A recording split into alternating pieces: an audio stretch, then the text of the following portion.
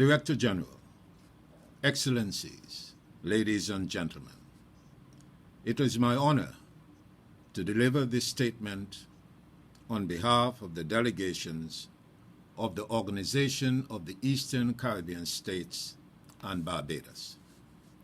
The Eastern Caribbean region watched the global pandemic of COVID-19 unfold, and with great concern, particularly because of the high risk of severe disease related to our high burden of chronic and non-communicable diseases.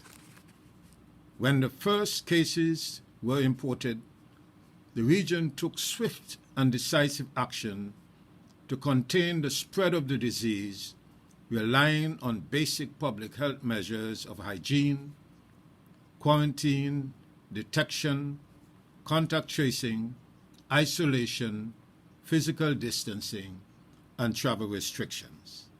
Allow me, Mr. President, to pause and recognize the dedication and courage of our healthcare workers who served on the front line, especially our nurses and our doctors. Containment works. All countries in the region were able to flatten the curve. However, the needed response to the public health crisis has resulted in the related unprecedented economic and social crises. International travel restrictions and strict physical distancing protocols have devastated tourism and other economic sectors. On average, tourism contributes over 50% of GDP and nearly 40% of employment across the region. Given the interconnectedness of our economies to countries in Europe and North America, our ability to respond to the pandemic is inextricably linked to the success of measures taken outside our shores. The region's response is further constrained by a fragile macroeconomic climate and high levels of external debt, contraction in donor support, and the threat of natural disasters.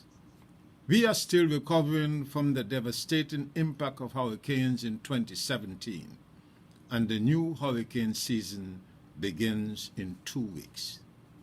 Mr. President, to ensure our small states are not left behind, the region calls on global partnership in the spirit of solidarity to address the following needs of COVID-19 and beyond. 1.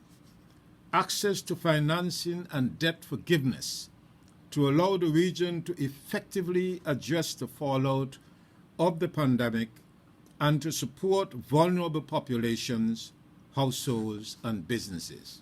2. Continued support of PAHO and WHO to strengthen health systems and support transitioning to appropriate technologies, including digital and telemedicine solutions. 3. Access to currently needed supplies for COVID-19 response and equal access to emerging rapid tests, medicines, vaccines, and technologies. And 4. Development of relevant protocols for reopening of the economies, including the hospitality and cruise industry.